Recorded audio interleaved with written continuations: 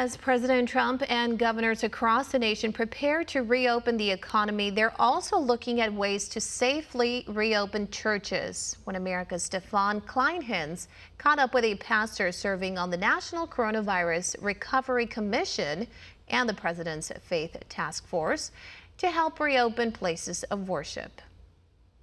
All right, I'm joined now by Pastor Sam Rodriguez, who's serving on the National Coronavirus Recovery Commission with the Heritage Foundation, as well as the President's Task Force. Pastor Sam, thank you so much for joining us. Thank you for having me. Let's start with your work with the Heritage Foundation. You guys are looking to save lives and livelihoods, but you're specifically working in the civil society realm of that. Tell me about some of the work there. We don't want churches to be the centers of outbreaks. So we want churches to phase in a very cautious, practical and pragmatic way, but we are likewise concerned regarding religious liberty intrusions by governors in different parts of the country. So we have to protect our civil liberties while simultaneously re-emerging as faith communities across America.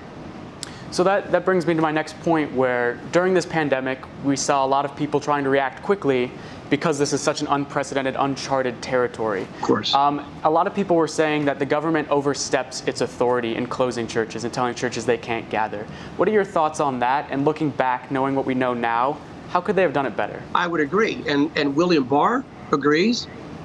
The president agrees that there are segments or sectors of the country, governors of a certain persuasion as it pertains to communities of faith, in my opinion, and we saw some punitive actions take place that violate our constitutional rights.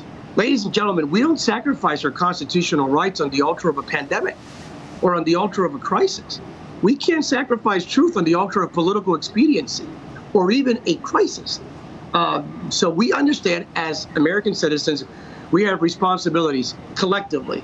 But the idea that you can shut down a church cross the line. Now, I was advocating for pastors to voluntarily go online.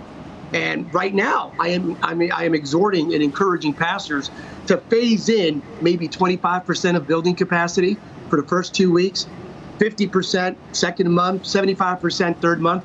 By the fourth month, 100% capacity.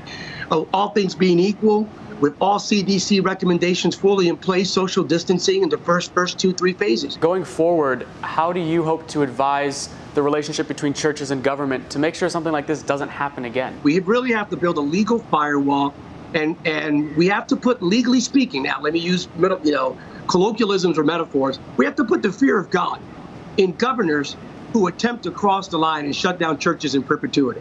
That's outrageous. Let me give you one more example. President Trump, in his 3 phases, included churches in phase 1. The governor of California, God bless him, included churches in phase 3. So churches, hypothetically, can't come back online, meaning physical gatherings, until sporting events and big concerts.